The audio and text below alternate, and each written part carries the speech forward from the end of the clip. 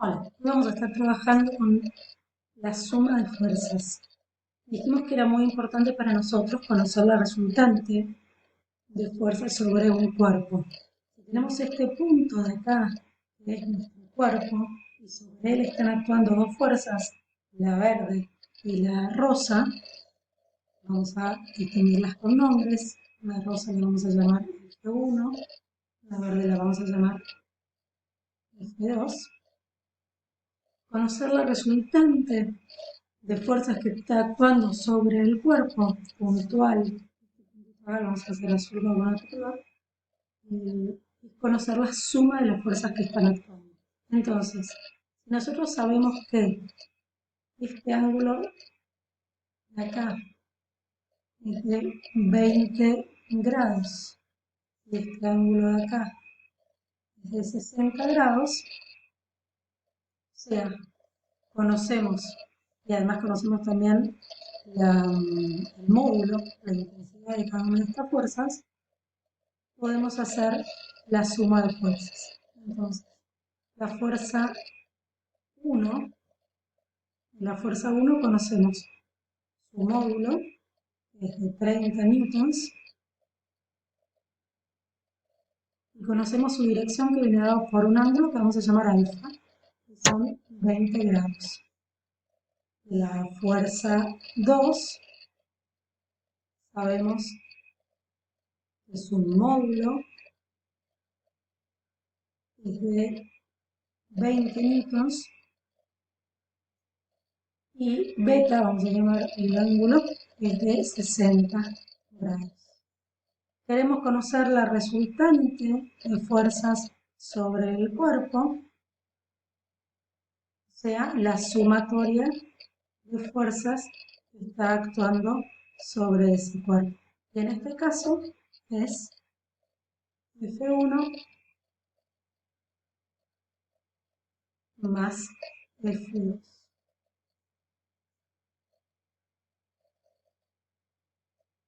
Y este resultante, como todo vector, va a tener una componente Rx y una componente Ry.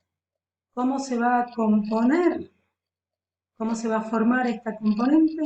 Bien, se va a formar sumando las componentes de x de todos los vectores que aparecen, o sea, f1x más f2x, y las componentes y que aparecen, o sea, f1y más f2y.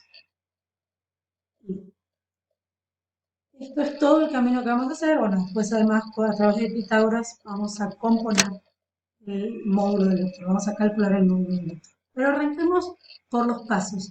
¿Qué debería hacer yo si tengo que realizar una suma de fuerzas, una sumatoria de fuerzas? Si tengo fuerzas, lo primero que tengo que hacer es inscribirlos, digamos, en un sistema de referencia, lo que llamamos positivo de X y de Y luego empezar a descomponer las fuerzas participantes de la suma. En este caso, descomponer F1 y descomponer F2. Vamos a empezar con F1. F1, la fuerza de F1, tiene dos componentes, porque está en los dos ejes, en X y en Y. F1 y. Si yo veo solo, si pudiese aislar y ver solo al vector de la fuerza de F1, vería que acá tengo a F1, que acá voy a tener a F1x y que acá, no me queda tan divino, vamos a ver, vamos un poquito mejor.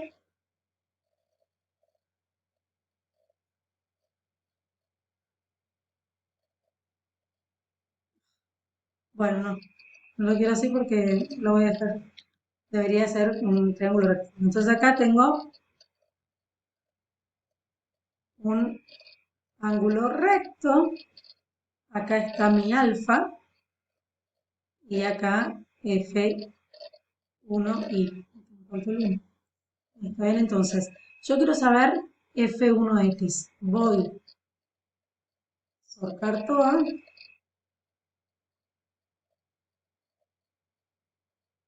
¿Quién es F1X? F1X es el adyacente. ¿Y a quién conozco yo? Conozco alfa y conozco F1. Por lo tanto, conozco F1, ¿quién es? Es H, ¿se acuerdan? Estoy queriendo averiguar el adyacente. Entonces voy a estar con el coseno. ¿Qué me dice esto?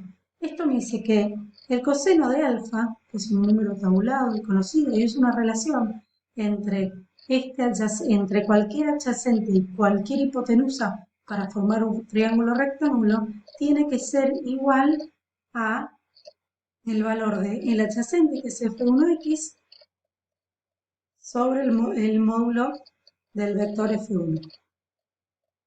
Por lo tanto, de acá despejo F1X y me queda que F1X es igual a F1 por el coseno de alfa. En el mismo sentido, voy a ir a ver qué ocurre con el F1i, que en este caso es el opuesto y la hipotenusa, entonces voy a estar utilizando el seno. F1 por el seno de alfa. Ahora sí, simplemente lo que queda es despejar. Ahora sí, F1 está compuesto por F1X, que es igual a F1, habíamos dicho que son 30 newtons por el coseno de 20. Yo recomiendo trabajar, no reemplazar automáticamente esto por un valor, pero suelen querer hacerlo, ¿está bien? Como los senos y cosenos son números realmente con muchas decimales, recomiendo trabajar con este valor en la calculadora. Esto, cuando lo hago, me da 28,2 newtons. F1i es igual a 30 newtons por el seno de 20 grados. Esto me da igual a 10,2 newtons. Cuando voy a hacer F2, lo voy a hacer con el ángulo correspondiente, 60. ¿Ven? Voy a tener F2X y F2i. Pongo pausa. Bien. Hago lo mismo con F2, con el ángulo de 60, puse pausa y calculé, entonces me queda que F2 es igual al, F2X, perdón, es igual a F2 por coseno de alfa. Nuevamente voy a estar teniendo el triángulo así, acá voy a tener un ángulo recto, acá voy a tener 60 o beta, esto es F2, esto es F2i y esto es F2x. ¿Okay? Reemplazo, calculo. Y ahora sí estoy en condiciones de calcular Rx, que es igual a F1x y F2x. Esto es igual a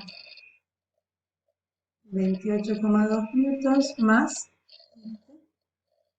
10 newtons, o sea, 38,2 newtons. Y Ri es igual a F1i más F2i. Y esto es igual a 10,2 newtons más 17,4 newtons. Esto es igual a 27,6 newtons. Ahora lo que me falta es conocer el módulo de R. El módulo de R, vamos a Pitágoras.